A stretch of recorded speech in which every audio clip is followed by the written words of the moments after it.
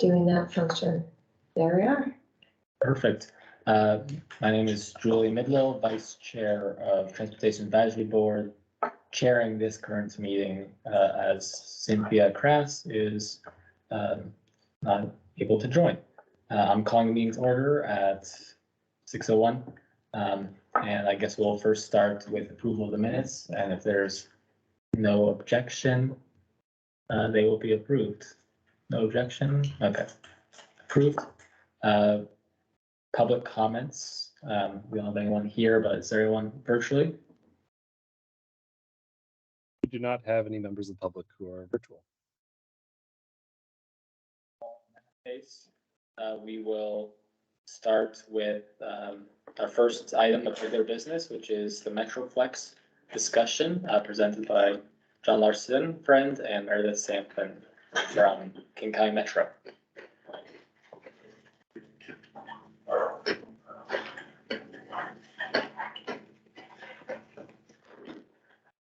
Okay. Well, good evening. I'm sorry that I couldn't be with you this evening.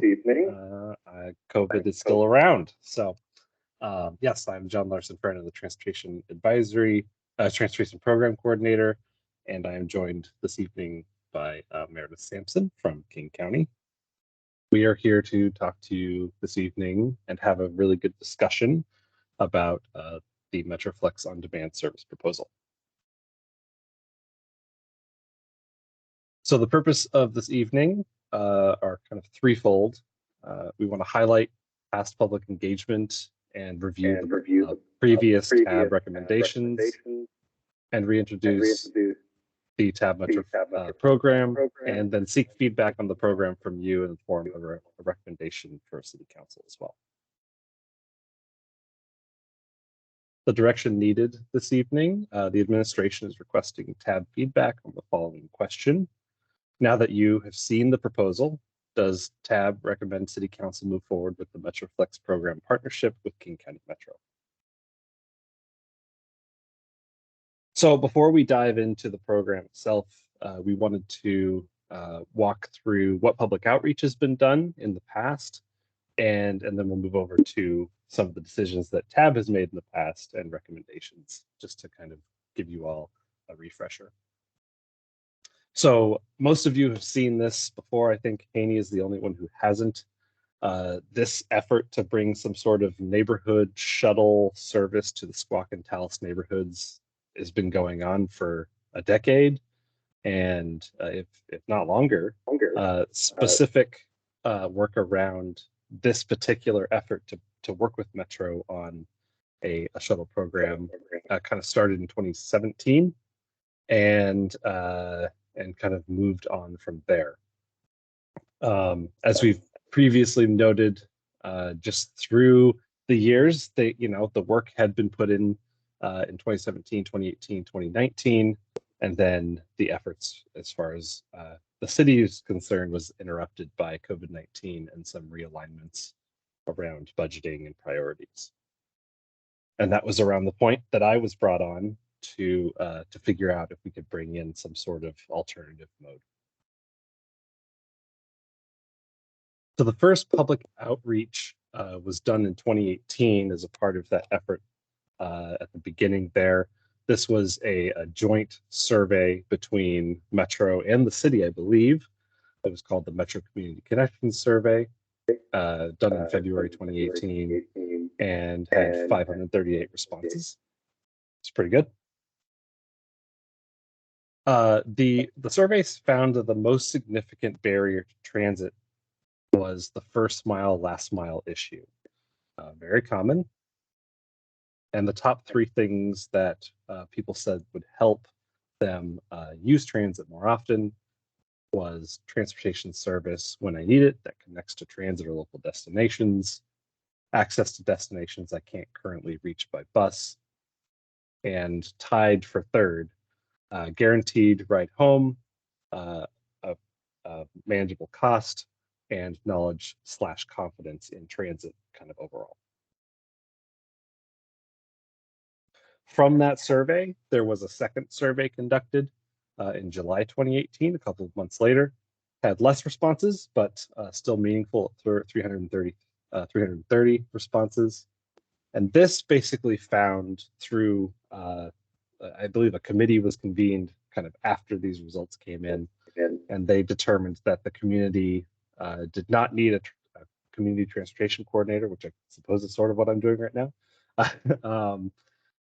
They didn't like the idea of a community van, but they did like the idea of Metro increasing kind of peak ride times, and then an on-demand ride idea was also very popular.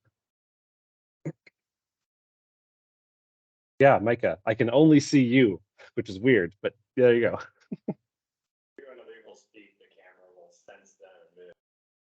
So, what is the definition of a community van? Oh yeah.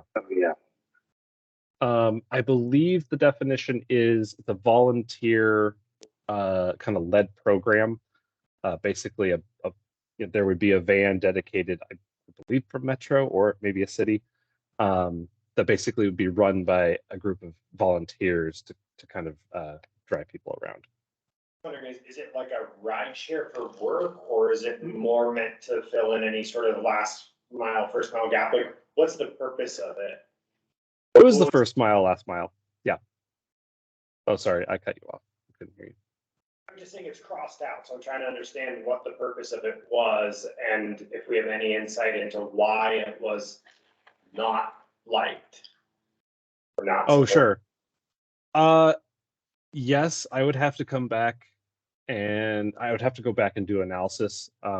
This way, basically what we have, we don't have the original data, but we have presentations about the original data. So this is from those slides, basically showing what their priorities were. Any other questions? Cool. Thanks. No, great question. Oh, I can't see anything. I can't see anybody. It's okay. It's great to be here, not to be seen. Just a little history on that. The community vans were tried in several different communities. I was no longer driving for Metro at the time, but the big one that I knew was out of the Eastgate Park and Ride. They had community vans that would pick up there and they would deliver that first mile, last mile service. And what happened was it wasn't used. Very few people used it, even though they could get transportation to and from Eastgate Park and Ride to get whatever bus they needed. And it was so underused that within the first 6 months trial, they stopped it because it wasn't being used. And what they use for that is a simple van, like a rideshare van, only not called a rideshare van. It was simply a community van and painted in Metro's colors, had everything, pretty easy to get around, but it was not. It was a 14-passenger van. It was not a bus type of situation. It was not used, and they did away with the idea. I was on the King County Mobility Coalition at the time, and they sanctioned that. They thought that was a great idea, but it just didn't get used. Hence, volunteers were the other reason. They couldn't find paid drivers, let alone anybody who would volunteer to drive. So that was the reason that it stopped, and hence never picked up out here, because the idea was start that out of Eastgate Park and Ride, and then come out and do Talus and almost the same kind of route that the old Route 200 did, if you're familiar with that route. So little history, more information than you wanted, but it just wasn't used. It just didn't get usage. That is really good. Micah, since I can't see anyone else have any comments?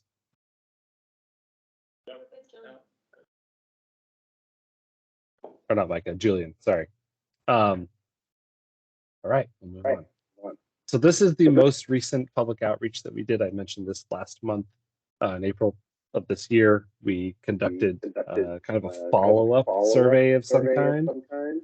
And we got a total of 408 actual good responses. 8 responses of those were not in the right community, so we didn't count them.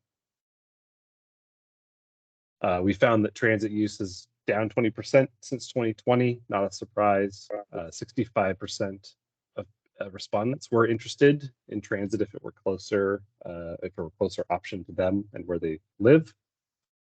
Top issues that people had: first mile, last mile issue, which of course the same as previous years. Lack of safety, familiarity, or comfort when riding, also very common these days. And difficulty understanding / planning around the transit schedule, which makes sense since we only have certain lines that go through certain areas of Issaquah. And then just to kind of review your actions in the past as the tab. Last year specifically, I brought this issue to you in July and August of last year. I presented 3 different options. The first one was the shuttle, waiting for Metro. We weren't really sure with Metro, but we wanted to put that on the table as an option since we found it to be a really good and viable option if it were available. Second, a shuttle, investing in our own city-run, third-party run system. And third, an alternative partnership with Uber and Lyft, maybe some sort of subsidized system. The tab made 2 motions last year. One was a recommendation against the third-party system. This was due to cost to the city and the user, equity concerns, lack of transferability, and creating just a whole new service would have been a lot, for lack of a better term. And second, tab recommended we pursue the Metro partnership, and you all classified it as the preferred option and suggested to look at ways to achieve that, including possibly more funding. Some concerns that arose from the discussions last year were the implications of limiting a shuttle to only Squawk and Tallis neighborhoods and the likelihood of other neighborhoods requesting their own service.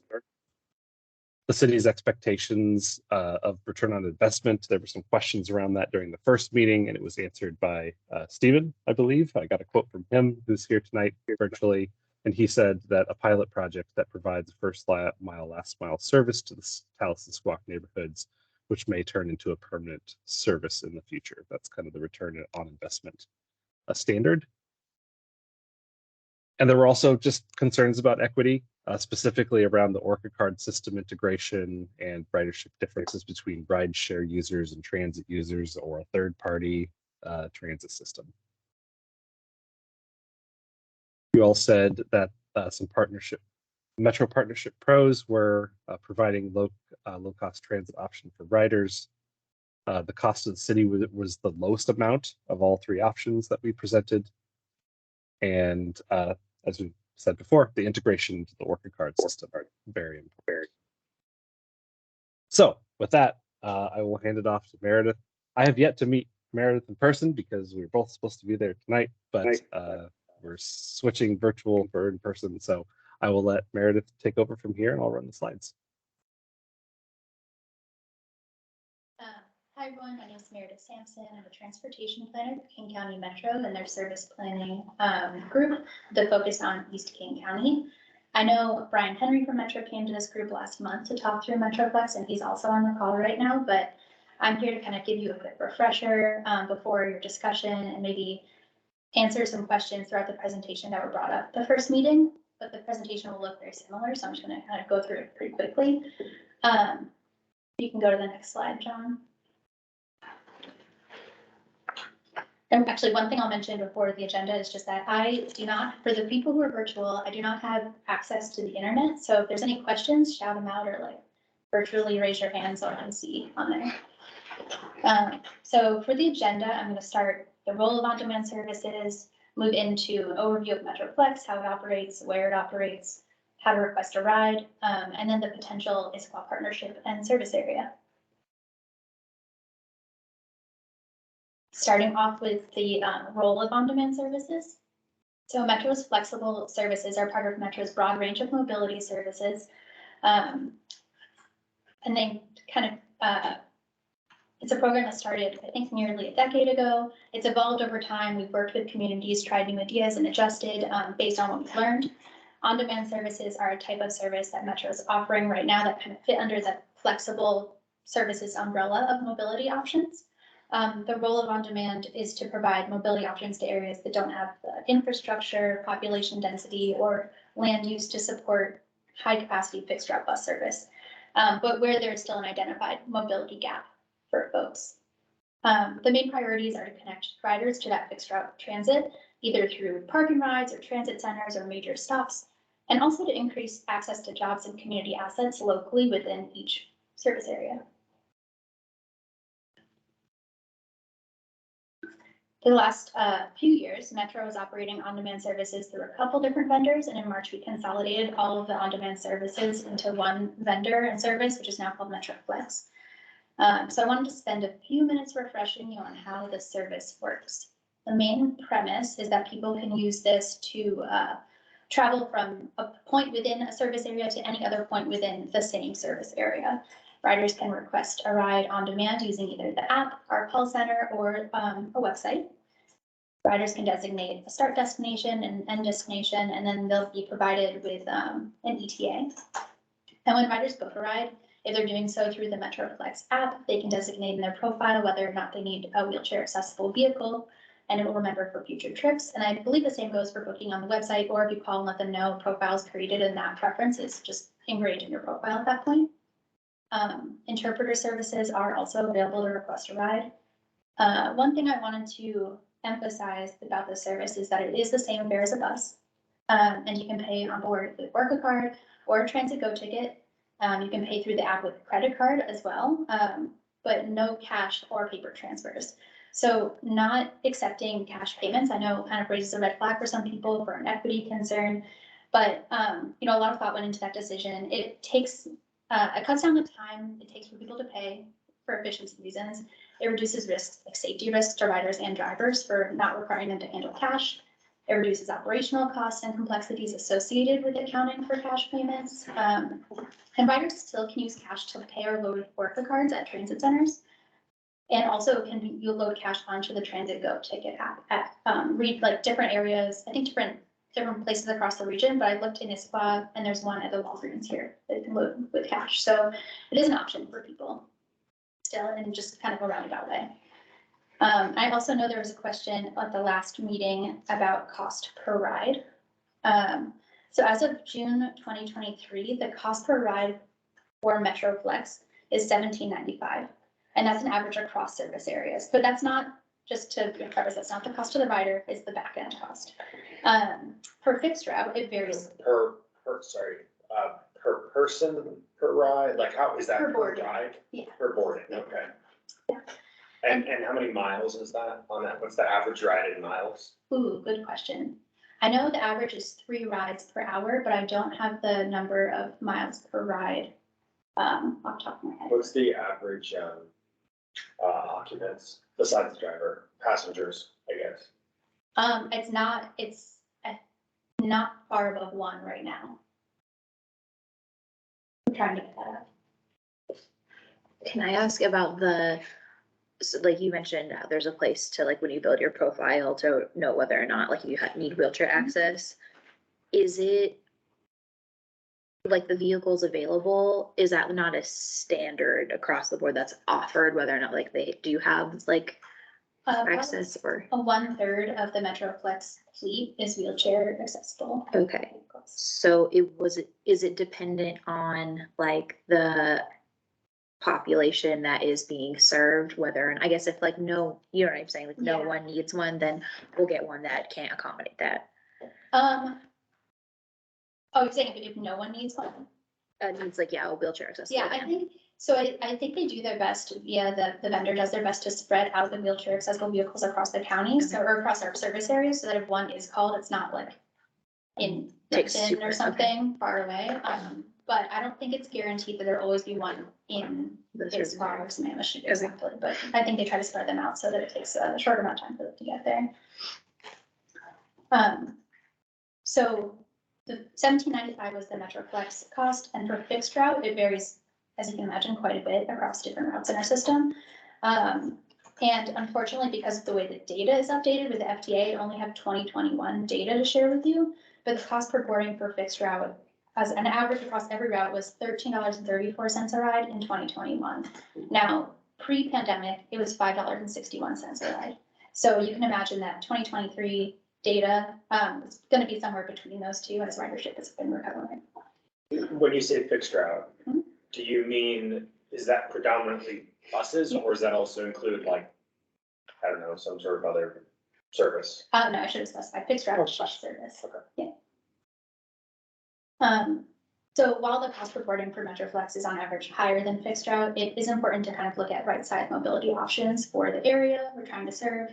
In the case of Issaquah, there are such areas like Squawk and Tallis that can't be served by fixed route bus service. Yeah. Sorry, did you have an equivalent to MetroFlex in like pre-pandemic that you could give us the cost figures for? Cause like you said, $15 now, that's based on much lower ridership. So I'm wondering, should we really think of it as much lower than that? Well, I definitely don't have it right now. I can look for you. Brian, do you have any idea how far back our data goes for that? Yeah, we could look to get that kind of information for you. But I can say that it has been improving and becoming more efficient over time. And so if it, things with a very high cost per ride, that's one of the evaluation metrics we have. And so, if it's too high, that's one of the things that we look at. So while I can't quote the earlier services pre-pandemic, we did have on-demand services and the cost was higher. But I can get more specific information as a follow-up. What percent of this cost would Issaquah be paying? Oh, for the service? It sounded like there was. Yeah, hold your questions to the end. Okay. Yeah. I'll get to funding in a little bit. Yeah, we can definitely talk about that. And John, you can go to the next slide. So here is a map of the current MetroFlex service areas. There are currently 7 areas: Juanita, Sammamish, Kent, Othello, Rainier Beach / Skyway, Renton Highlands, and Tukwila. So King County is very large area-wise, many different densities and land uses, as I'm sure you all know. And so these service areas really vary from urban land uses to lower density suburban land uses. Putting service areas in different settings like this is really helpful to like learning a lot about service area design and where this type of service really works and makes sense. And part of learning opportunity for a service area in Issaquah will be monitoring how this service impacts or doesn't impact the local fixed route network after Eastlink is implemented, having these two kind of mobility options available here. Go to the next slide.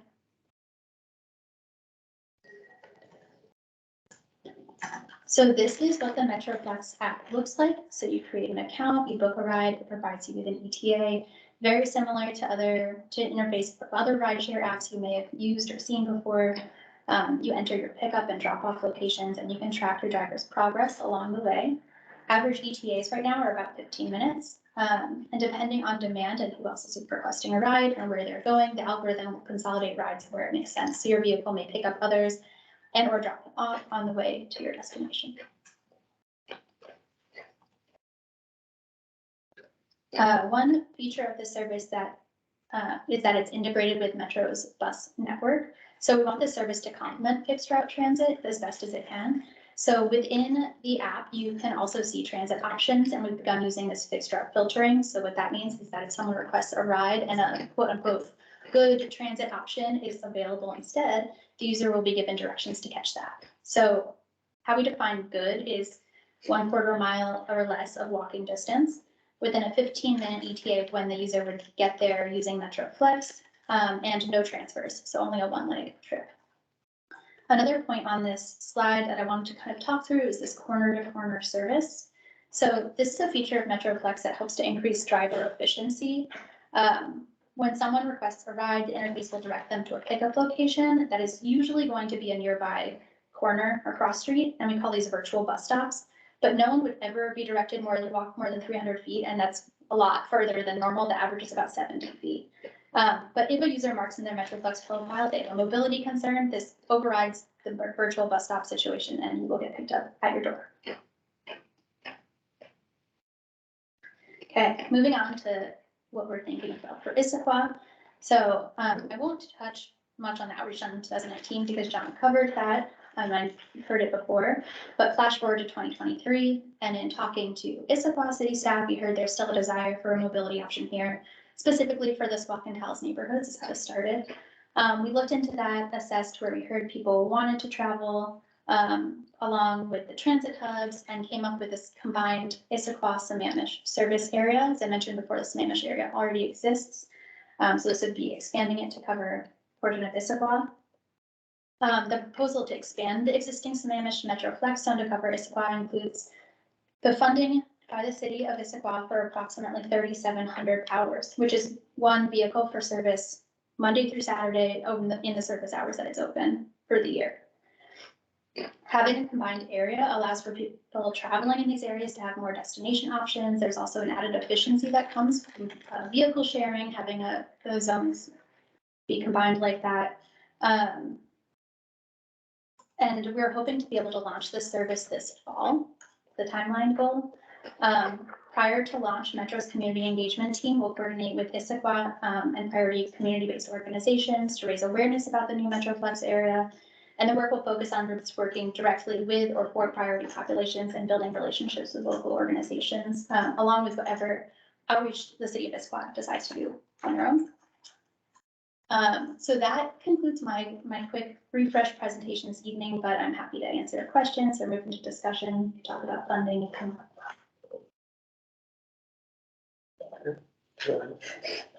So you said Issaquah basically paying for 3,700 hours. That's one van.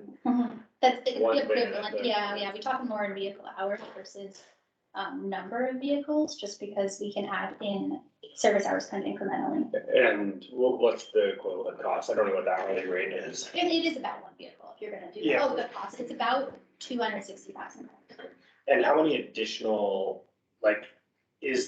as you're adding this Issaquah service area, is Metro also putting in 3,700 hours, or is it just Issaquah's putting in $3,700 hours in dollars? And that's the addition. That's the addition. Okay, so it's essentially 100% Issaquah funded. That extra vehicle hours, however, it's adding into the system. So at any given time, there could be, it's all based on demand. There could be 3 vehicles in the combined service area. There could be 5 vehicles in the combined service area. So it's paying for 1 year of the driver hours to be in the system, but it could be more service that you're given.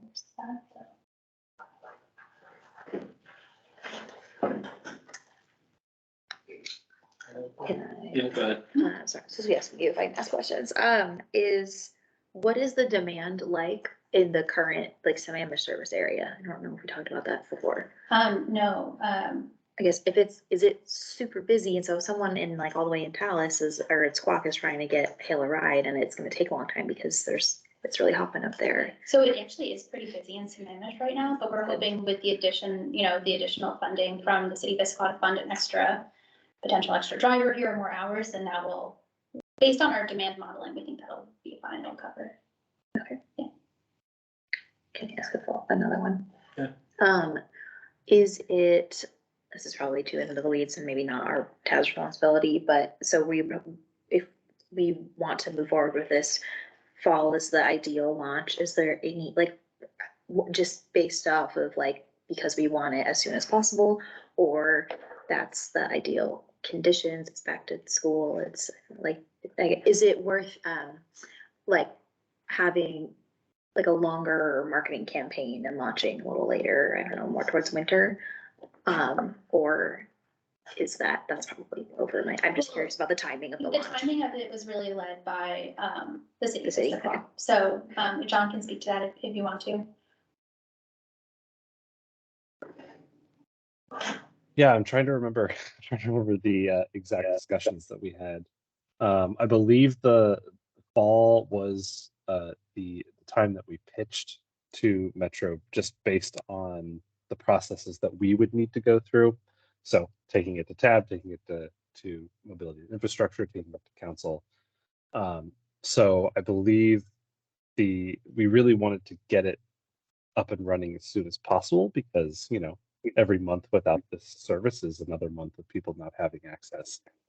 And we were even happy because Metro mentioned initially, like, how about August? But it's been pushed back on Metro's end, which has been totally fine on our end. But we feel that we would have enough time to get it out into the community. We feel that, let's see, it's June now, so the next few months we would have the opportunity to really get the word out. And we've already started to sort of build local networks of folks that are at least clued in to this happening so that we can kind of hit the ground running on the city end as far as getting information out there. And then of course Metro will have their own marketing campaign as well. Thank you. Any other questions? Okay. What are your success criteria for this deployment? Our evaluation criteria, let's see, I think I've got it here.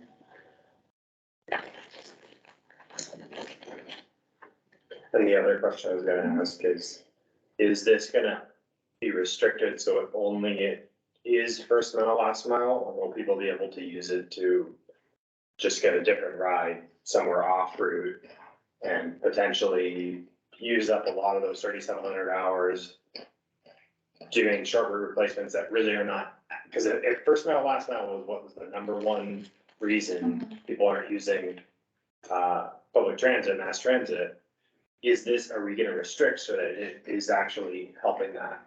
We're not gonna restrict that at this time. I think we're just gonna see what the patterns of travel happen and go from there. But no, we're not gonna restrict people's rides. They can go from any point within the service area to another point. What we've seen in other service areas. So before we consolidated into one vendor, Metroflex, some service areas like Sammamish, we had, or not Sammamish, sorry, that wasn't one of them. Some service areas like Othello or Tukwila, it was a point to hub system. So you had to go to the transit center. And then we've opened that to a point to point system everywhere right now. When you did point to hub, did it improve transit utilization?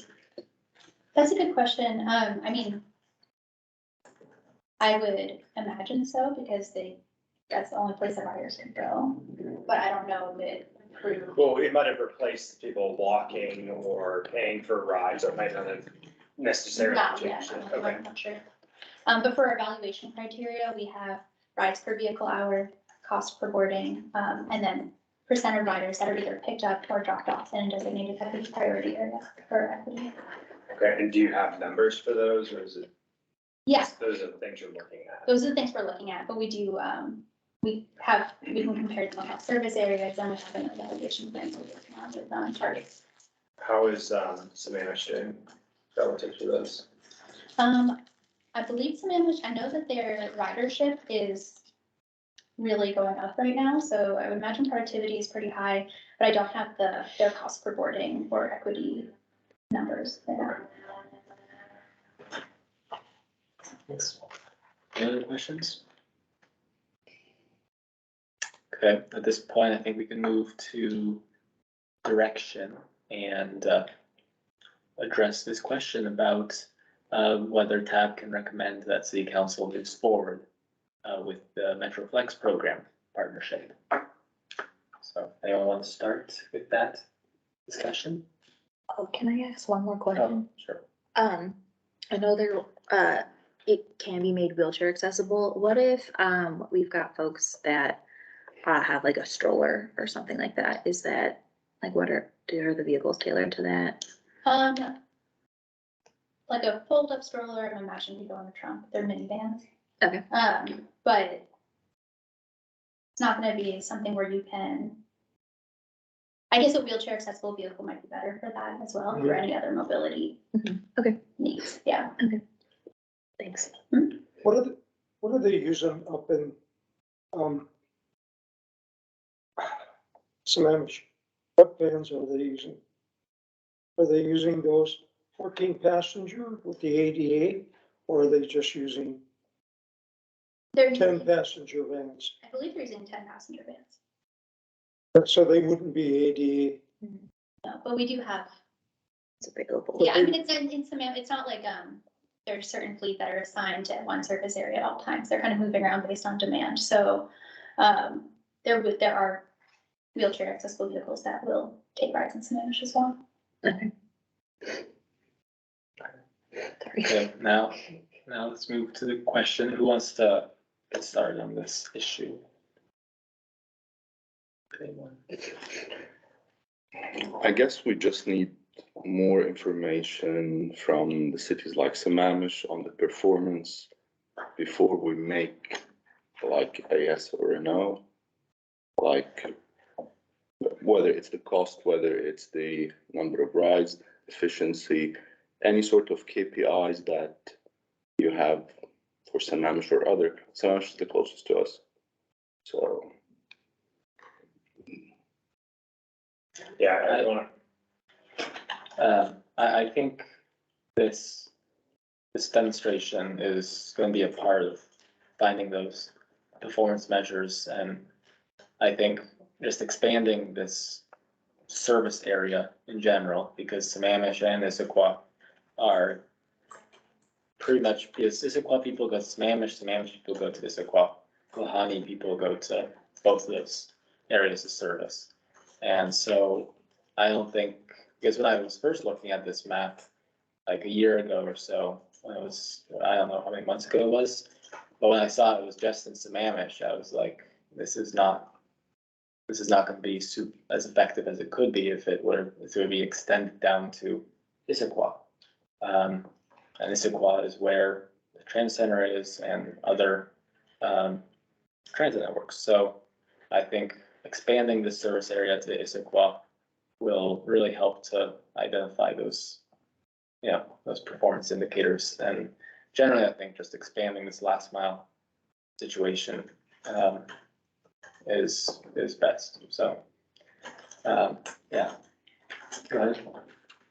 so I would agree with what you said. I mean, we have a city we can go and look at, a neighbor city we can go and look at.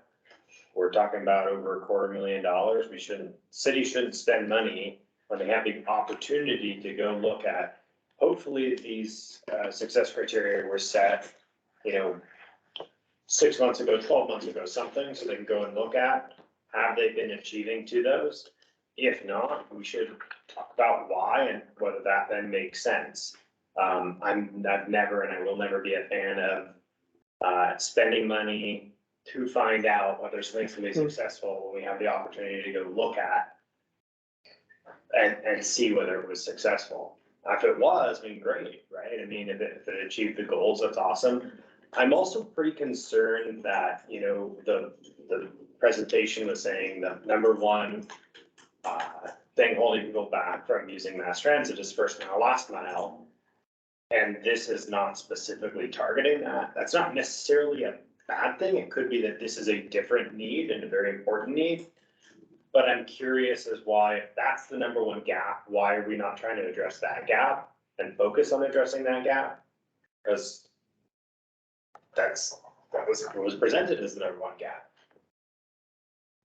Erica, I've remained quiet. But I need to say a couple things. History in this wonderful little valley, we had the fixed route 200. It was free. Didn't cost anybody anything. No pass, no workout, no anything. It was free. It did not serve that area that you showed on that map. It really served the downtown core and a little bit, bless its heart, when we got Swedish to get people from the core up to Swedish, which was a really good thing. That's a huge area. And if we're gonna do point to point, that may not be point to service point for a fixed route. I'm an old time Issaquah guy. With the transit that I have seen come here in my lifetime, it's incredible that we have the roads that we have. My concern is point to point is good. Getting a senior non-ADA from a neighborhood, a corner, to hospital or down for a doctor's appointment.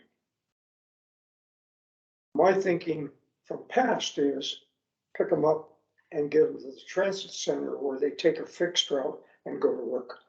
Okay, that's the kind of thing that I see. I don't see this as a replacement for the 200. And the 200 used to cost Issaquah $425,000. That's my memory of what it was, but it was free. So Metro, I know for a fact, ate a huge cost of running the 200.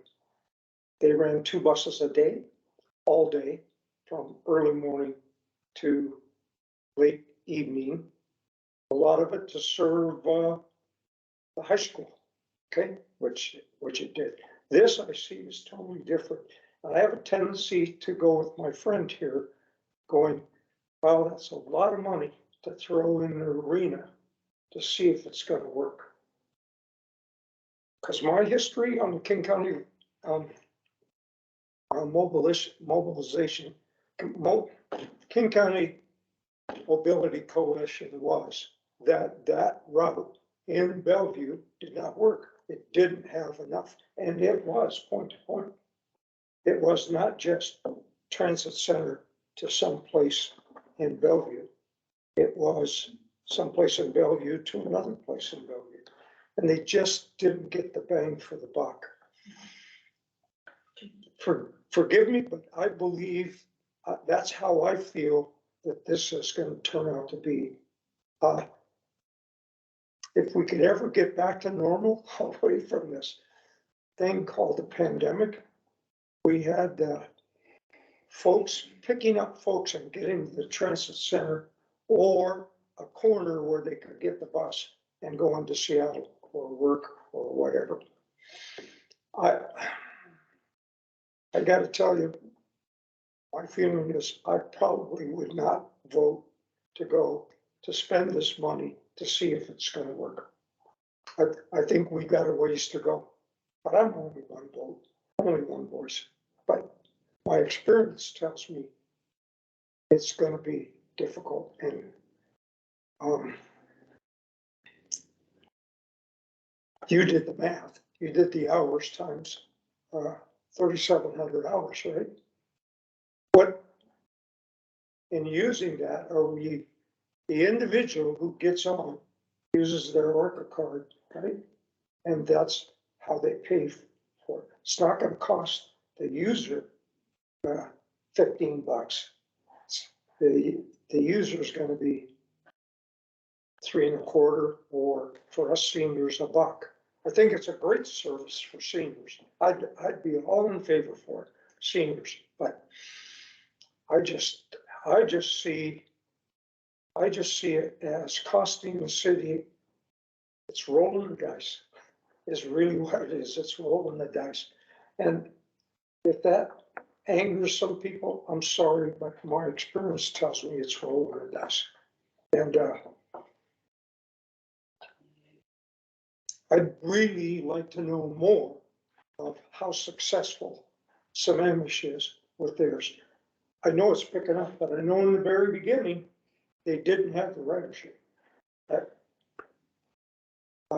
It was a struggle. So now that we're coming out of the pandemic, is it too soon? Should we be talking about this in a year or 2 years? Or do we want to throw in that huge chunk of money? My advice to the city council, Dave Wagoner, I'd wait. I don't think it's time to do this. And surely not trying to rain on your parade, because anybody who works for Metro is my friend, because I worked for Metro for 15 years. And I know, and one of our city council members, Barb D. Michelle, worked for Metro for a long time.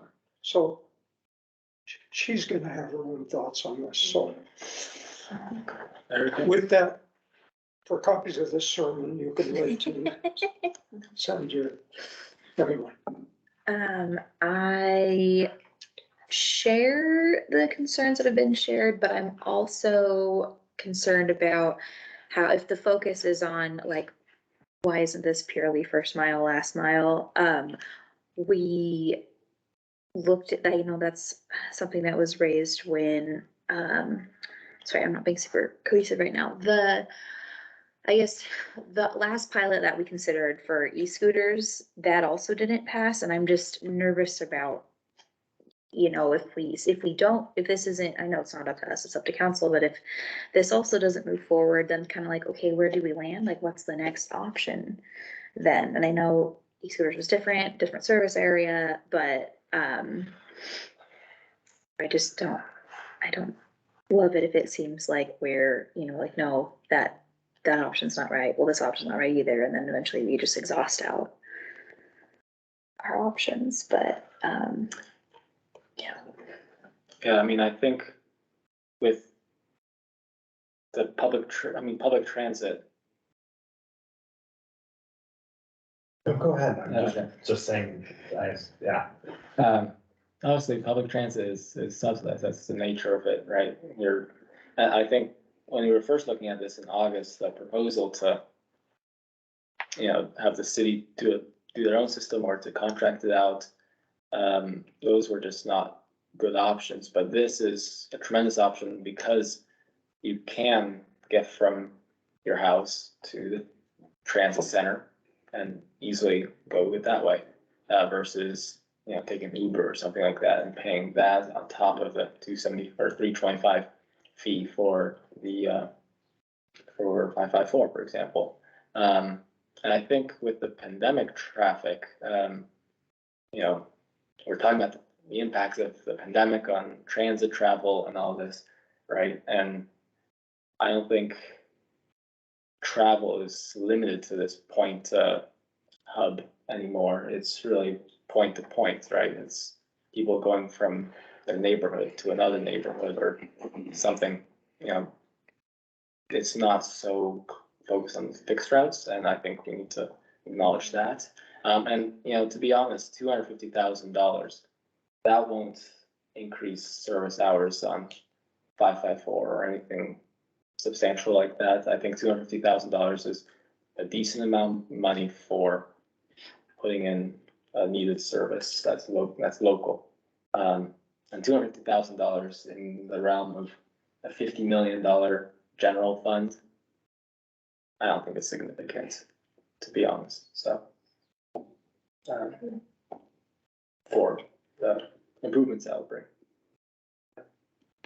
Sure.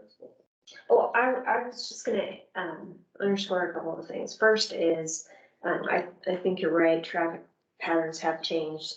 The service that is being proposed is, not the same as getting to work in Seattle and Bellevue. This is more about intra-city mobility and how do we enhance that. So therefore, you know, the first and last mile is, while still a priority, it's a priority for some and not all, and it's not relevant to every goal that we had in looking at this service. So I just wanted to remind everybody about that. Our goal is to enhance service, and so in that case, this proposal does do first and last mile plus more. And that's really what this was designed to be. Also, some of you have mentioned, you know, the absolute cost is something you can communicate concerns about. You can ask council to take your thoughts into consideration, but I think a few of you have mentioned ultimately that's council's purview. So I think your feedback about the services alignment to goals is really, really important. Your conversation about wishing to have more data and whether it's important to have that before we take a step forward, or whether it's okay to collect as we go. Some of you have brought up the case that Sammamish's experience isn't necessarily going to be Issaquah's experience, and so it'd be difficult to connect those two and say that they were synonymous. So just wanted to add that. Okay. Can I start with another question? How many total hours, we're talking 3,700 hours for the current area, how many total hours are there? For the whole, The current served area, there's like the map that includes Issaquah, but the current service. is Sammamish service Yeah, area. It was part of Sammamish was in that map. yeah, but is it 3,700, is it? I'm not sure, maybe Brian has the exact information on that, but it's not gonna be a set number. It's all based on demand. How many driver hours are there at any given time? So the 3,700 hours represents essentially Issaquah paying for one driver to be driving Monday through Saturday, the entire service hours that are so good. How much is Issaquah paying for then? In Sammamish? So since they're gonna be a combined zone, Issaquah will be paying for one driver, But the current zone, which doesn't include Issaquah, and what's Issaquah's Sammamish, not paying for any. what's Sammamish paying for that? Sammamish isn't paying. Interesting. And how many unique riders are there in Sammamish? That's another good question that I don't have the information for right now. So I think where I'm at, I understand, yes, the funding, a little bit more on council's purview to decide, but I'm always a little, if Brian has a response to. Yeah, no, it's normally I'm in the room with Meredith or we have the ability to chat. This is kind of a new world for me. So next time I'll be sure to be there in support. But I was able to just kind of look at some stats here real quick, and I can tell you that like the budget for Sammamish is about 9,000 hours per year. And so again, what I kind of want to highlight here is that by Issaquah contributing to like build up this system and make it bigger, it's leveraging the resources that Metro has already committed. And the reason that Sammamish doesn't pay is that this was an old pilot. It was kind of an original pilot that started a long time ago. And so this isn't really kind of like Issaquah came to us and we felt like it was a conversation worth having for them to be able to leverage the hours that already existed. We couldn't run a service with like 3,700 hours. That wouldn't be enough. You'd like to set up an independent service area. So it's really the ability to expand from Sammamish that's an opportunity here, among other things that make Issaquah a great place to test out a pilot service. So yeah, in any case, I just wanted to share that bit of info regarding the service hours.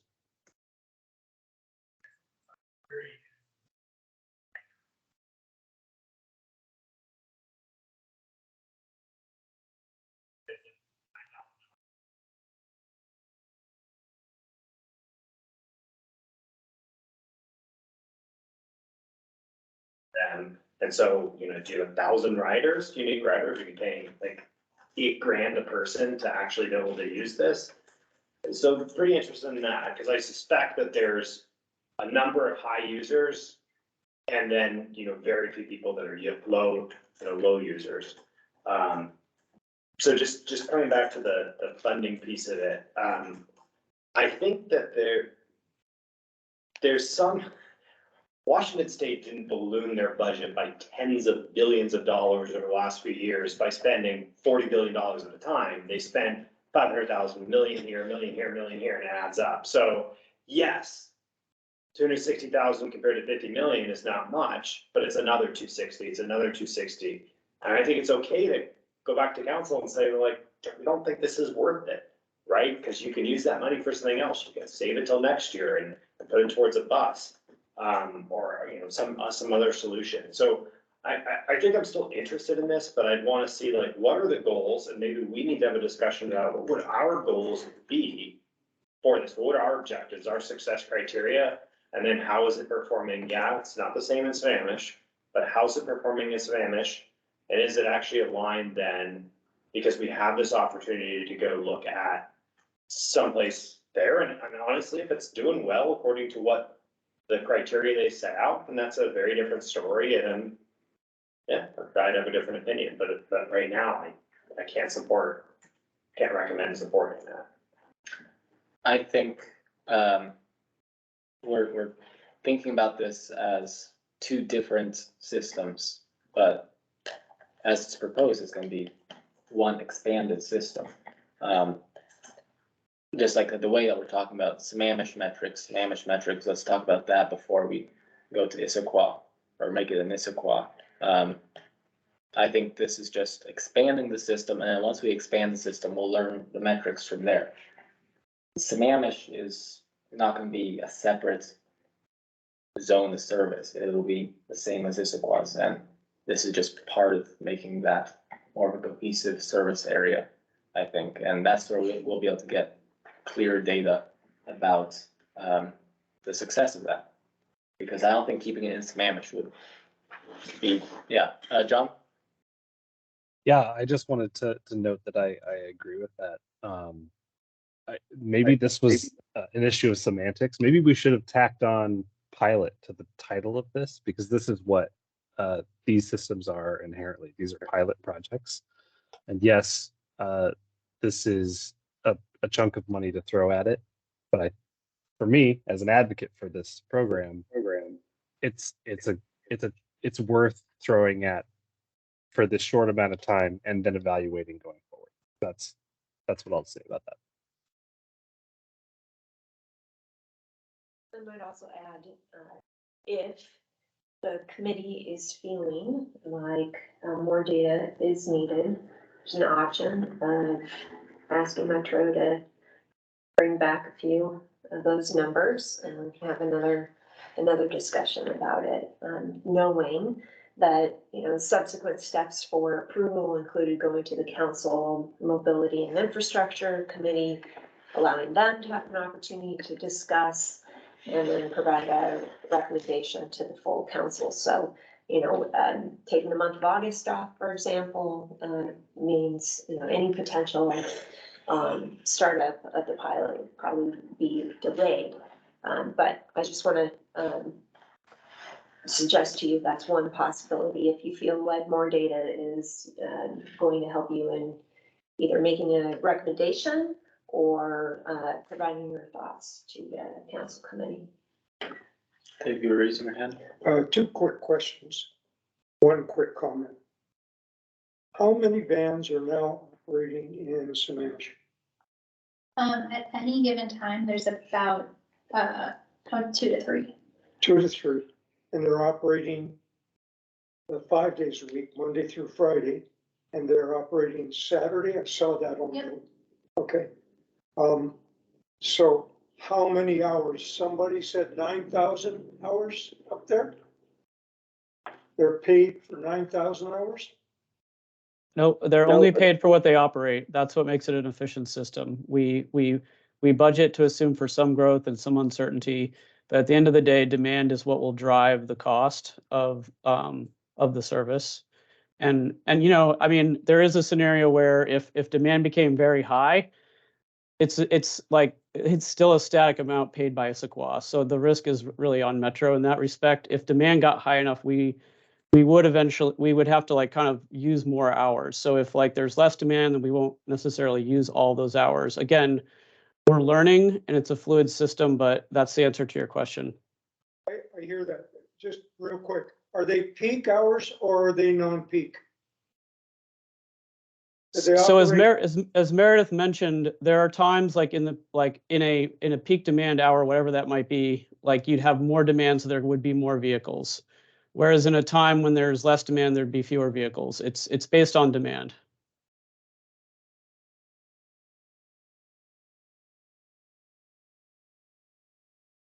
You have a lot of triggers, and the non-people just have regular I'm trying to figure out how.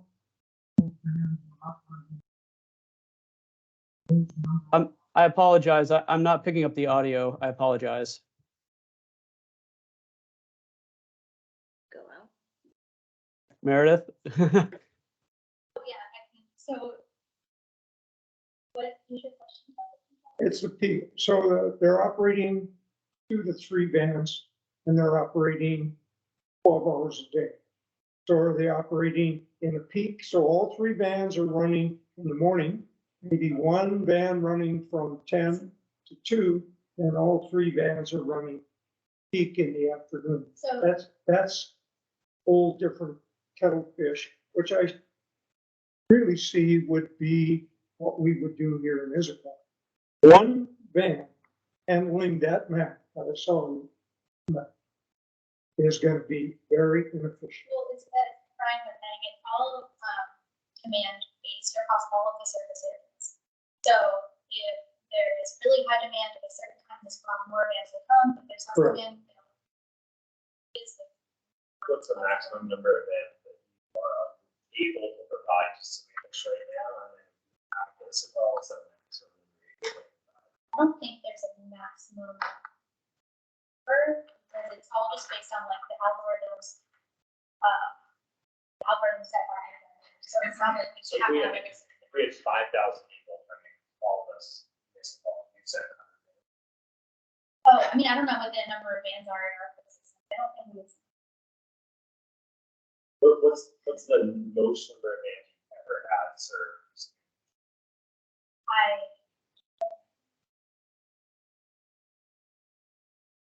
Coming close to Can I the just, end of for this. one more thing, could we, Emily, you said more information. So if we were to go up and look at that van service and see what's provided, even one day would give me an idea of exactly what that flow was. I just saw a disproportionate number of hours. We're talking about 3,700 hours that we're paying for here. And I heard, did I hear it wrong? I heard 9,000 hours up there. Did I hear it wrong? that's how many is currently, like, annual hours is. 3,700 hours with 1 van No. here. Well, no, they're gonna be one combined service area, so it'll be, instead of 2 to 3 vans serving Sammamish, it'll be, 3 to 5 vans serving, 4 to 5 vans serving the entire service area. To include Sammamish. So all that happened was we made that map, that Sammamish map, bigger, including Issaquah. Adding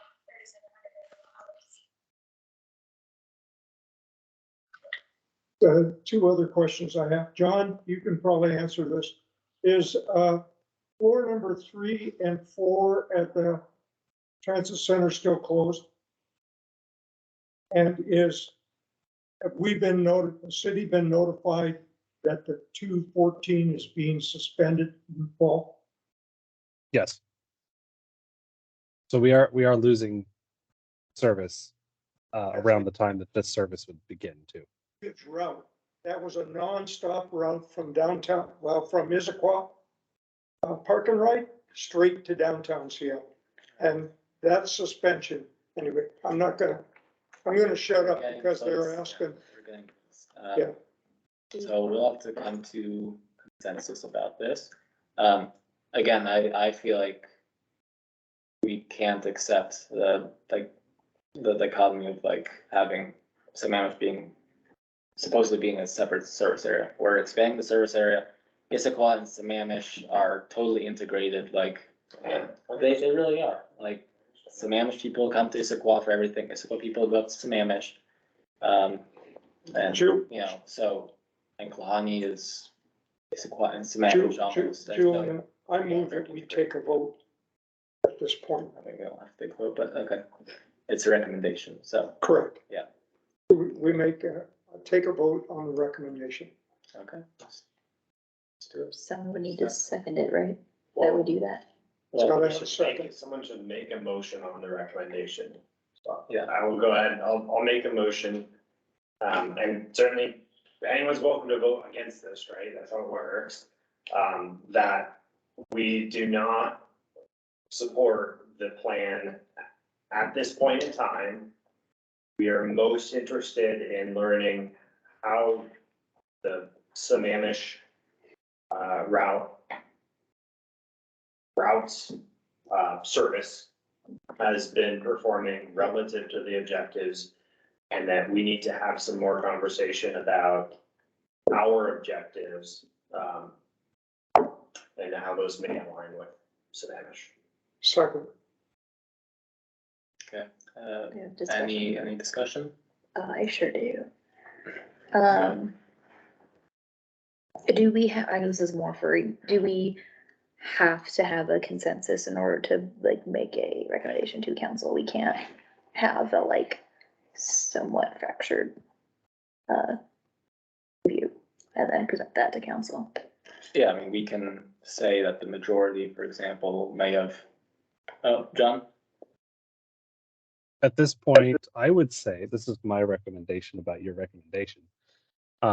Because there are multiple viewpoints, I would say it would be appropriate if you don't want to have any more discussion about it, because we could punt this, I guess, to another tab, and then the rest of the process would be pushed back. So that is an option. However, if you want to move to make a recommendation, you could make a, I don't know, some sort of like Supreme Court. You have these people believe this, these people believe this, and present that as your recommendation, not as a full tab, but as a, these are our concerns on this side, these are our pros on this side. That is also an option that you have.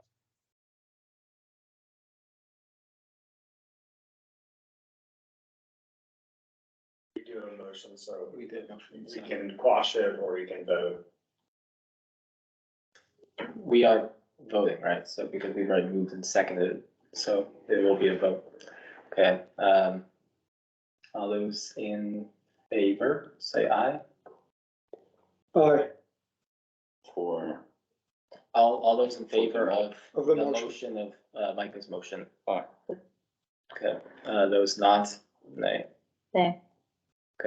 Great, so click that recommendation passed, and I think what we can do is get together and do a report on what we were concerned, and you guys can get I together. mean, can we just air the concerns Yeah, out air in the here and concerns, then yeah. the city staff? I think they're can taking take it? the Yeah. stand too. Yeah, I think they're, like, John, you got that there's not just one view. Yeah, okay. cool. I mean, is it okay to like say, I mean, I guess I've said this before, that like I share the view of like, yes, I'm also interested in more data, but I don't know if that means that I don't want to like move forward at the current proposed speed.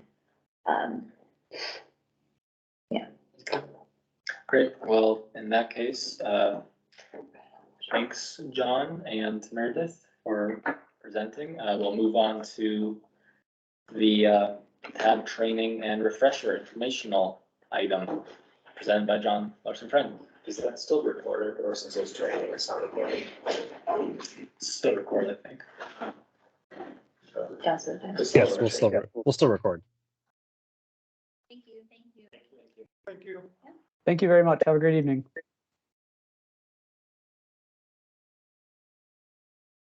I have a question while this is getting booted up. Like our attendance is like on the document that's given to or the mobility committee, right? Like it'll say like that we had a smaller group than normal. Yes.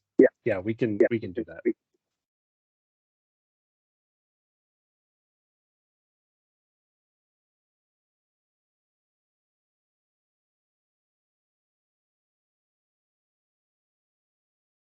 Now I get to talk at you a lot. Yeah, I really don't like sitting here. I'm considering moving. All right. All right. Well, thank you all for the discussion that you had. We appreciate the the pros and cons and the thoughts and discussion. We're definitely going to carry all that information forward. So this evening I am going to present a little bit of a tab training / refresher for those both new and not so new. I won't introduce myself again. So let me. So with the remaining, I want to say 40 minutes, we won't have time at the end for our regular business and whatnot. So the agenda this evening, I'm going to kind of go through the list of plans that we have at the city, kind of an overview, how to find ordinance and municipal codes, regional partnerships, and then dive into the mobility master plan. And I apologize if I'm like skipping over my words a little bit. I could attribute it to COVID brain a little bit, but I'm also getting like weird feedback of myself at the end of my sentences. So if I'm talking strangely at the end of my sentences, that is probably why. Grab my notes. Okay.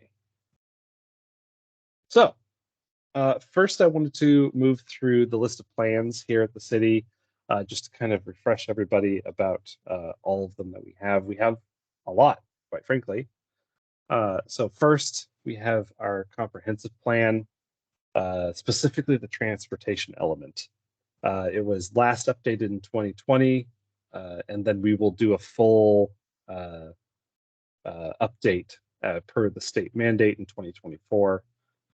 The background on the comprehensive plan, it was part of the 1990 Growth Management Act, basically mandating all cities to come up with comprehensive plans within urban growth areas. That weird feedback. 1995, Issaquah had their first comprehensive plan created. And then in 2020, as I mentioned, there was an update, and that was related to the adoption of the mobility master plan, and they wanted to match the language so that there wasn't any weird disparities between the two plans guiding the city. And then, as I mentioned, 2024 is the next state mandated update. Next, we have the capital improvement plan. This is a list of all city projects. This is updated every 2 years. We're very familiar with that. There is the Transportation Improvement Program. This is updated every year as opposed to every 2 years, and this is nestled within the Capital Improvement Plan, but specifically related to transportation projects. In 2012, the Central Issaquah Plan was adopted. So the quote in the plan is, "This plan will guide Central Issaquah from a collection of strip malls and office buildings to a more livable, sustainable, and balanced use of urban area, serving everyday essentials to residents, employees, and visitors."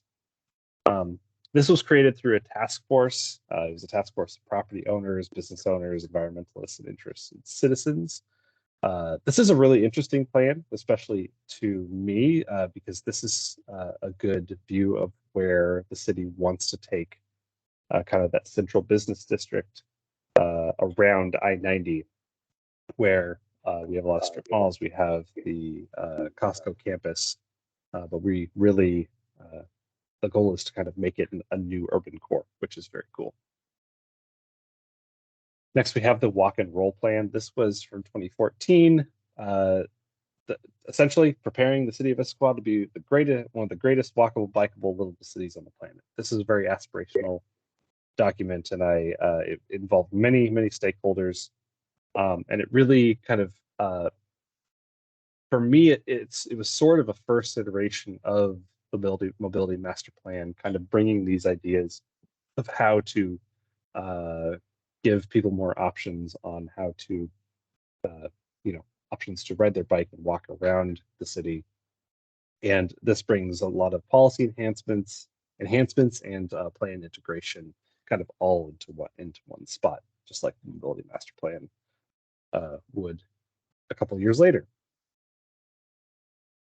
Touch on the park strategic plan.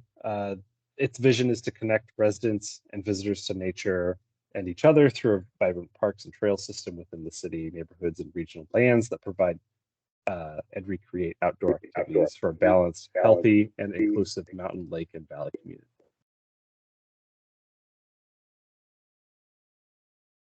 We have our Issaquah Climate Action Plan. This was adopted in 2021. And this is simply a plan. It's not simple, but it's simply a plan to reduce emissions and include community resilience to climate impacts. We also have our Issaquah Strategic Plan adopted in 2021. This is basically an overarching strategic approach to meeting community goals, and it looks at 6 strategic priority areas: mobility, growth and development, environmental stewardship, social and economic vitality, city leadership and services, and infrastructure. Mobility Master Plan 2021, we'll talk about that in a bit. We'll really dive into that. And then I also wanted to note that we have a new-ish equity framework. It was adopted last year, and we've been starting to put it to work in our projects. And it's 13 self-reflection questions for community design making. Really, at the city, we want to be really intentional with when we're creating projects and policies to kind of put it up against that framework. Okay, plans are done. I also wanted to touch on our ordinances and municipal code system.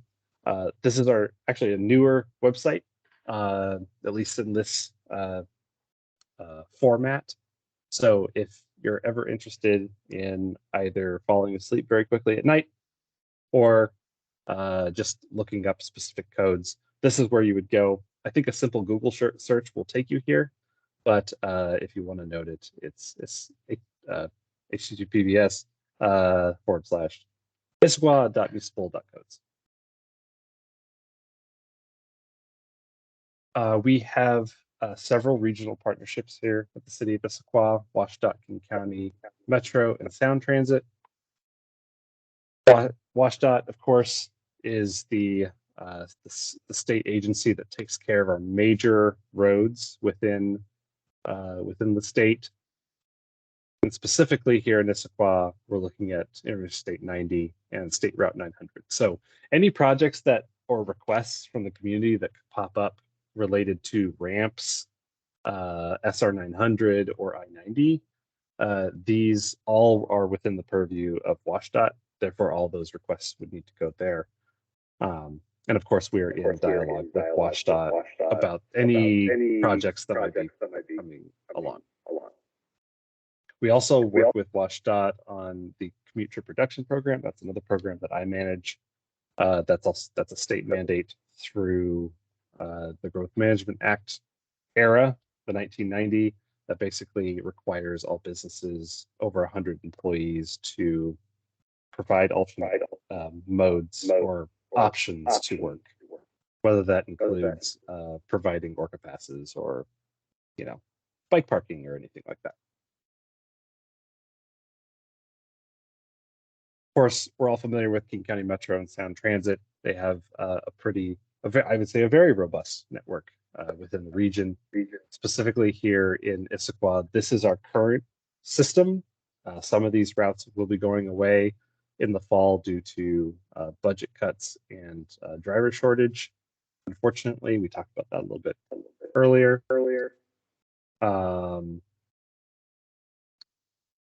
And I also wanted to note that this is going to be the future of the system within Issaquah. So as you'll notice, and Metroflex. So with Metroflex, that this would continue. Metroflex would continue to expand the coverage of this area, and because obviously the coverage is shrinking a little bit. It seems like Metro and Sound Transit are employing a frequency model over coverage. Within transit planning, you have to kind of look at your resources, and it seems like they want to provide quick, efficient service to this area. And that does sacrifice coverage of the whole area. So we as a city are always trying to figure out different ways to get people into that system. This system will take effect once Eastlink goes online, whenever that happens. Right now it's 2025, I think, but we'll see. And then of course the thing that is coming, hopefully within the next 20 years or so, hopefully, is the Link Light Rail stop ending here in Issaquah, which is very exciting. And of course, we're doing a ton of work at the city to really try to orient city work around moving to this goal. Okay. I would love to dive into the mobility master plan specifically.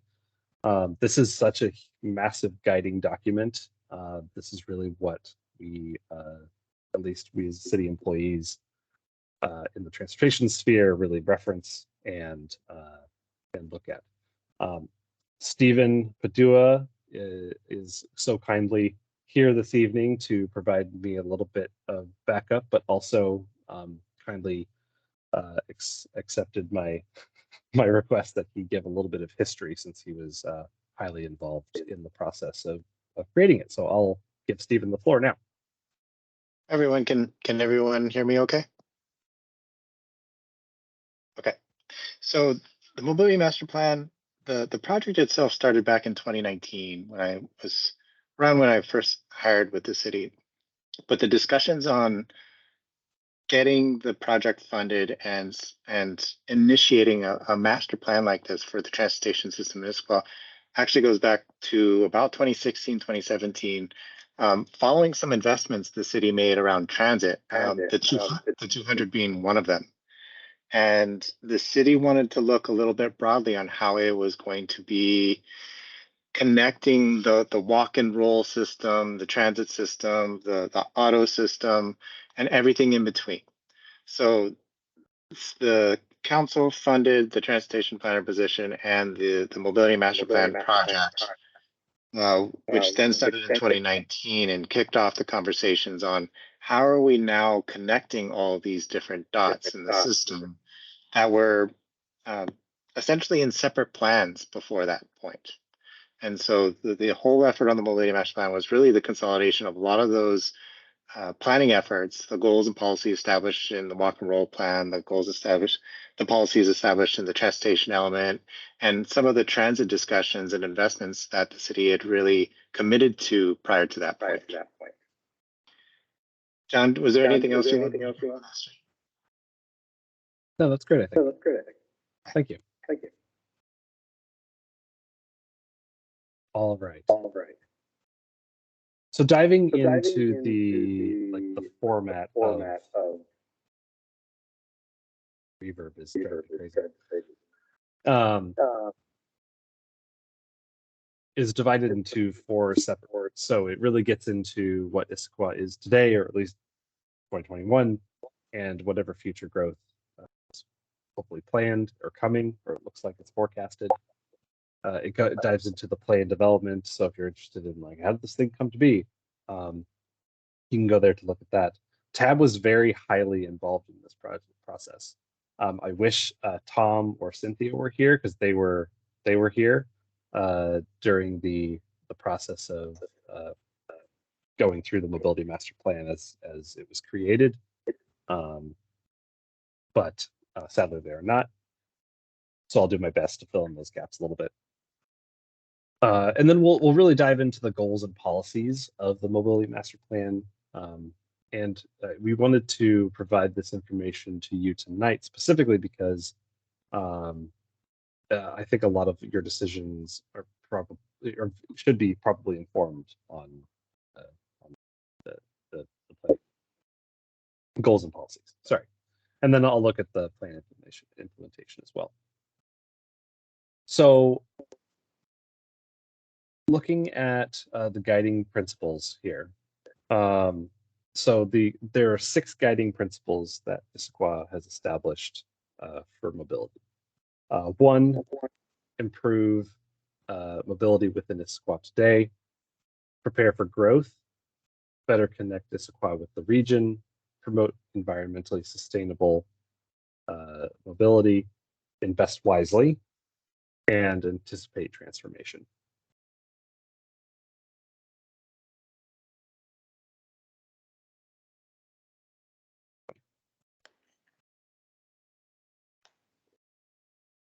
Sorry, I'm going to go back to this because I forgot a couple of points. So with Issaquah today and future growth, basically current mobility conditions within Issaquah and planned growth and regional transportation infrastructure. These are the definitions within it that I wanted to include. Plan development, how input from community leaders, boards, and commissions and city council was sought and incorporated into the mobility master plan. Goals and policies. These are the guiding principles for the mobility master plan and policies adopted within the comprehensive transportation element, and actions to enact them, and plan implementation, looking at funding sources, prioritized projects, and next steps for implementing MMP. Kind of repeated myself, but I wanted to make sure I got those points in. Okay, looking at the guiding principles.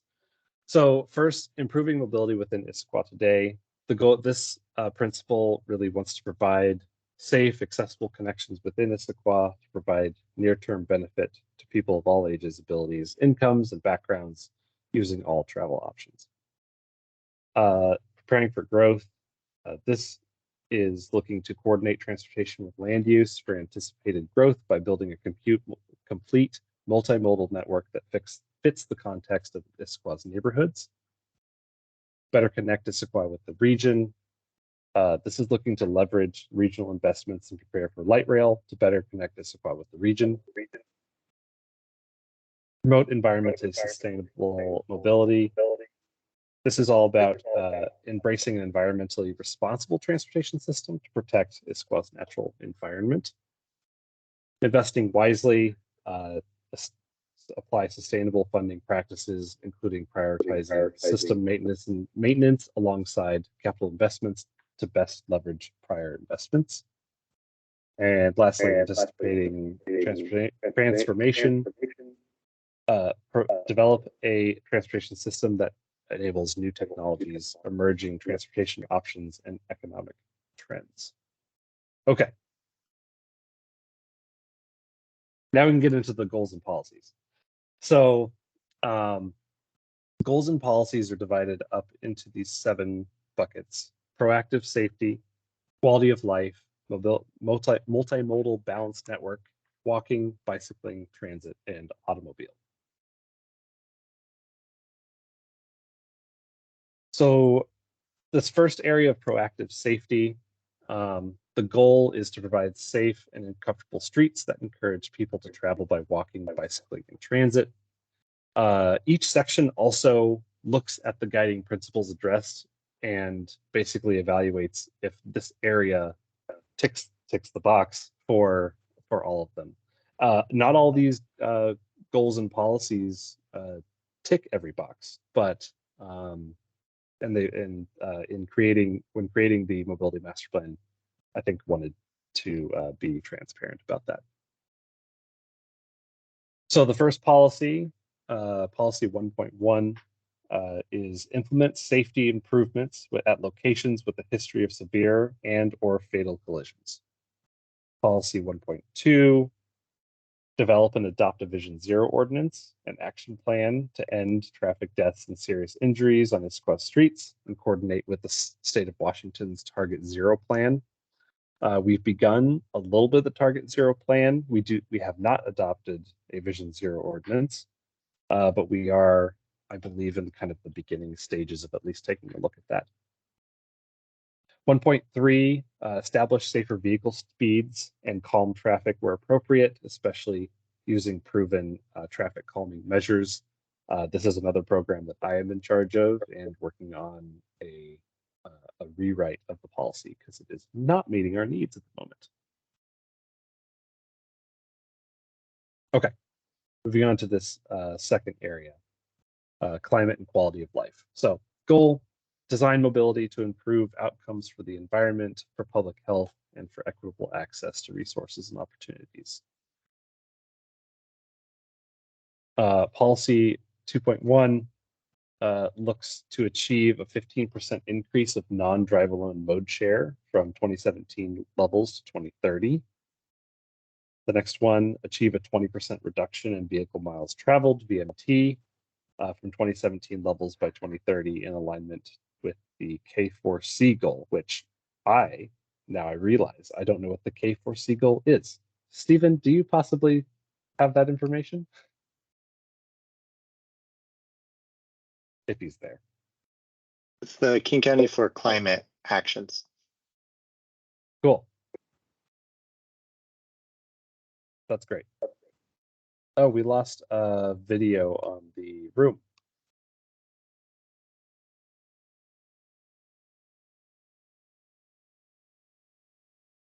There we go. Awesome. Thank you. 2.3, increase the use of electric vehicles and support increased fuel efficiency to reduce transportation related emissions and provide cleaner and healthier air for our residents. 2.4, expand transportation access to services, job, and activities for seniors, people with disabilities, and low-income residents. And 2.5 is support the implementation of the park's strategic plan, including the development of the Green Necklace and fully connected regional trail system and secondary trail connections. This is the reason why we want to include the parks plan on this training, is because it is called out in the mobility master plan as an essential part of transportation within the city.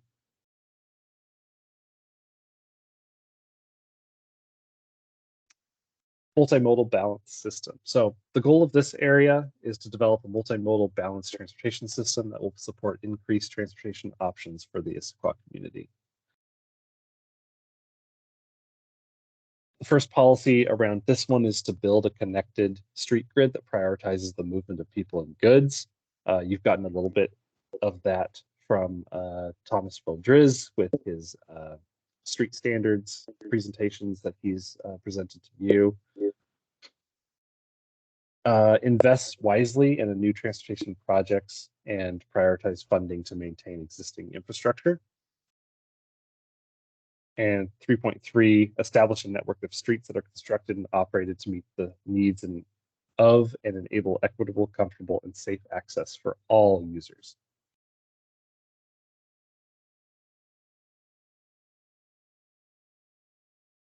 Moving on to walking.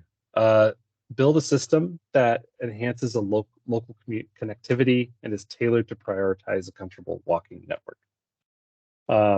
First policy around this is a connected and complete pedestrian network shall be provided to meet potential pedestrian demand based on context and nearby amenities. And the second one is building a safe and connected walking networks around schools, which a lot of work has been done around both of these. I think we all would agree that there's more work to be done on that, though. Bicycling. The goal here is to develop a bicycle network that attracts people of all ages and abilities and provides access to destinations throughout the community. First policy here is to establish the priority bicycle network. Figure 12, somewhere in there, to connect to major destinations, transit hubs, residential and employment centers, and the Central Issaquah Regional Growth Center. And 5.2, increase the use of electric bicycles to support bicycle use in neighborhoods with hills that are challenging for standard bicycle use. We are doing some work around this. So for me, I'm specifically heading up a project in the Squawk neighborhood to hopefully bring a little bit more bicycle accessibility to the Squawk neighborhood. But yeah, encouraging the use of e-bikes is also, it's been such a major breakthrough in technology. And if we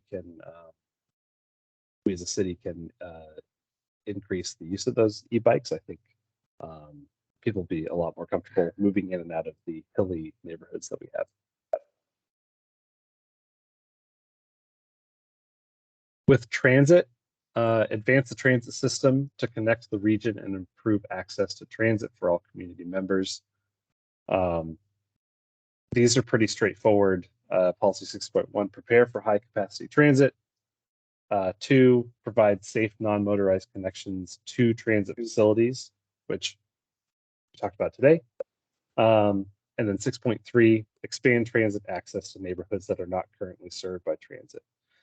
Again, this is why the city has been looking to provide access to Squawk and Taos neighborhoods specifically because they have not been served by transit and will be it's highly unlikely that they will ever be served by transit based on the topography and the nature of the roads. So trying to figure out alternatives to buses, basically.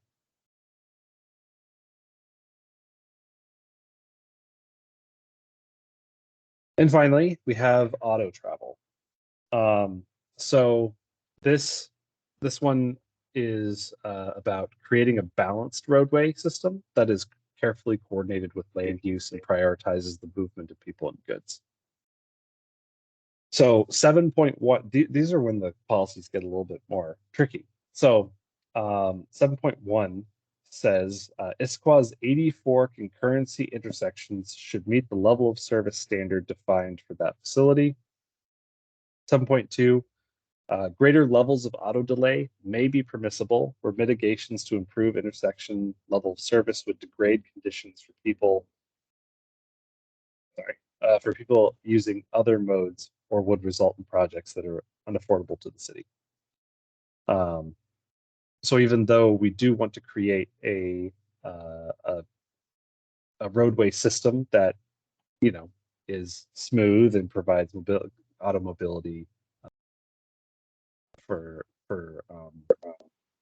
throughout the city, there is a caveat that says in this specific plan that if other modes are degraded by said intersection improvements, then the city has the right to basically allow that auto delay to happen. And then 7.3, adopt a parking management program for Old Town and Issaquah Highlands to encourage efficient use of existing public parking supply while balancing the needs of businesses, transit users, and community members, which we have not done as of yet. And I don't know when that would ever happen, but we'll find out. Okay. Thanks for sitting through all the policies. Moving on to what have we been actually doing since this was adopted. So this is the implementation timeline that was included in the mobility master plan. At this point, these two are done. So far we do have a complete streets policy, and we've moved to incorporate mobility master plan projects into the 2021 and beyond capital improvement plan. Quite a few ongoing things have quite a few ongoing topics. So we've been obviously holding community conversations on the transit system. That's what Thomas has been working on, as well as the community conversations on Link Light Rail. Traffic calming policy was meant to be done in 2022, but just due to staffing issues, I ended up taking that on. So that's ongoing right now. You've also obviously been dealing with the street standards and all that goes with that. And then of course, just like tab reviewing transportation projects, which we have been doing. So that's going to be ongoing forever, hopefully. And then of course, continuing with projects, that are in progress, and then pursuing new priority projects. I'm sure you can tell that we've been doing that. In the future, there may be a pedestrian, hopefully a pedestrian crossing policy, and then of course just like updating the mobility master plan with transit improvement projects going into the future. And then there was this idea to propose a neighborhood improvement program. That project is on hold kind of indefinitely. We're not really sure ultimately how it would integrate into the future of the transportation programs that we have at the city.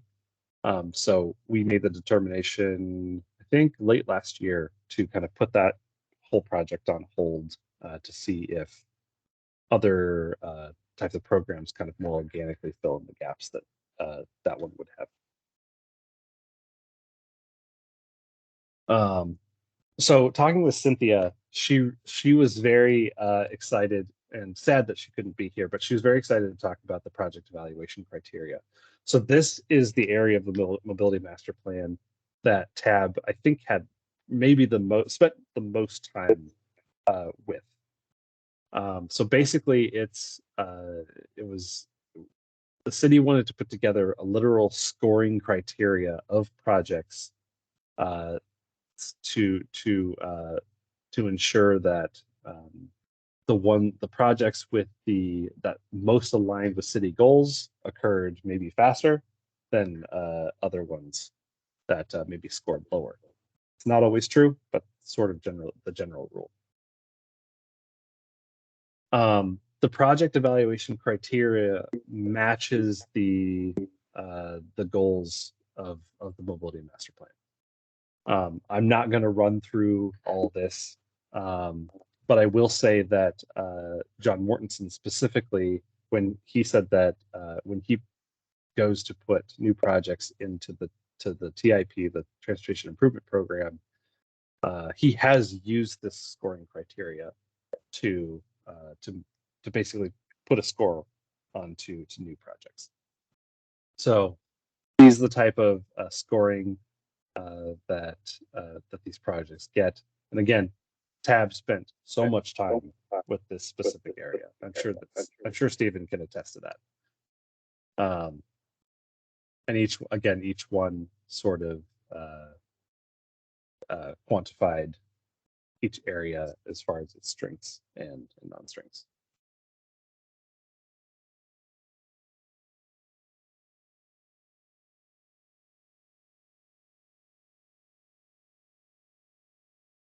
Okay. That's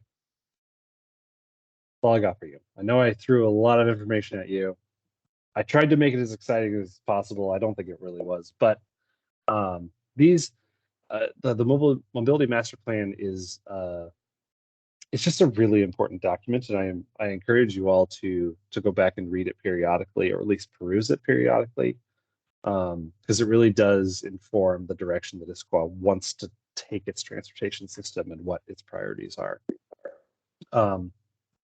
So I think I'll probably, well, actually, I have one more thing that I wanted to note that I forgot to write down, or at least write down in my notes. So let me go grab that.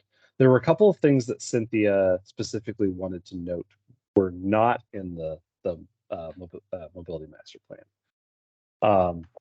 The first thing is specifically equity. Equity is not a specific section within the mobility master plan. However, it was sort of it's interspersed throughout the whole thing. Looking at those those questions of who does the transportation system serve, who should it serve, what gaps are we looking at, and there's a good chance that when the mobility master plan is revisited in the future, I would say there's probably a decent chance that an equity section would be added. So she wanted to note that. And then the other thing that she wanted to note was how cars and automobiles are addressed within the mobility master plan. You'll probably notice that it's not a car-centric document. It acknowledges the essential piece that vehicles have within the city, but really tries to balance the whole thing. So she wanted me to note that as well. Does anyone have any questions? Or have I bored you out of your minds? Great. Okay, I will stop sharing. and I will hand it over to Julian to wrap us out. Great. Thanks for the presentation, John. Does anyone have any questions? No? I guess we don't. You were. What about oh. the work plan? We were gonna cover the work plan. I see it in the reports. Yeah, that's the, after this item. Okay. Well, I guess you did a comprehensive job of covering the mobility master plan. Again, I would encourage, especially, the newer members to, look through the document and read through what was, basically, this was one of the first things that Tab worked on, when it was created. So, especially from that 2019 to 2021 period. And then when I jumped on, we started considering the implementation of it. And then now it's different one-off projects, but everything really started with that, MMP. So we really encourage everyone to read through it. And with that, we can move to reports and board work plan.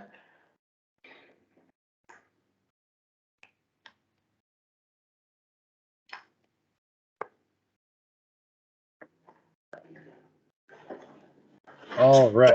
So, looking ahead in the next few months, next month, I know I teased maybe having July off. I'm sorry, it's not going to happen. A lot of things popped up over the next month or the last month or so. First of all, Thomas Veldriz will be back to introduce light rail planning. I think we're going to do a similar thing to what we did with Metroplex, kind of do an introduction, let you think about it for a month, and then we'll come back and do kind of a more robust discussion.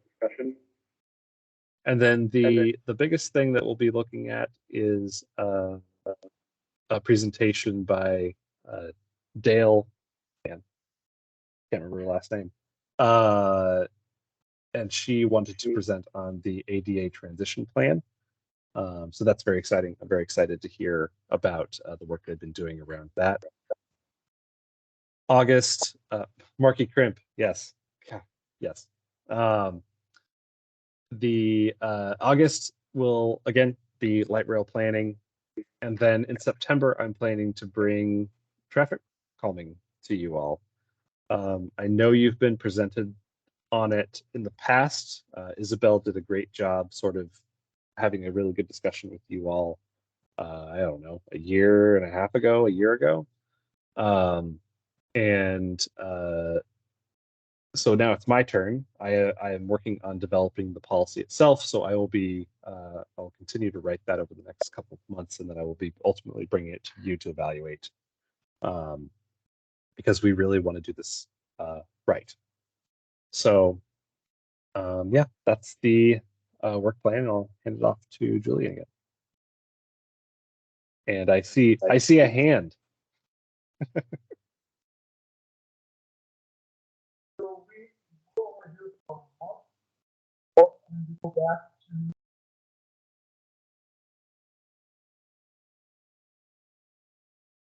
I can't. 79-year-old brain trying to remember something that's been here all of his life. The other location for this work plan, so next month in July, we're back in the regular building. Yes, yeah, this month was, oh, sorry, I cut you off. I didn't hear you. Or we go back. We're going to be back. So this is not the regular meeting location that you're at. It was due to the holiday that we ran into last week that we had to move today's meeting to here to where you are. So yes, we will be back at Tibbetts Manor next month, and hopefully for the foreseeable future. Don't come back here. One other question. Yes. In August, since we haven't done it in a couple of August, could we make our August meeting also a little summer snack meeting as well, so that we get to do things like visit with one another besides just jumping directly into a meeting. Talking about our summer, I mean, if we have to start a little early, fine, but just some camaraderie. That's something we could definitely explore. Yeah, let me write that down. I don't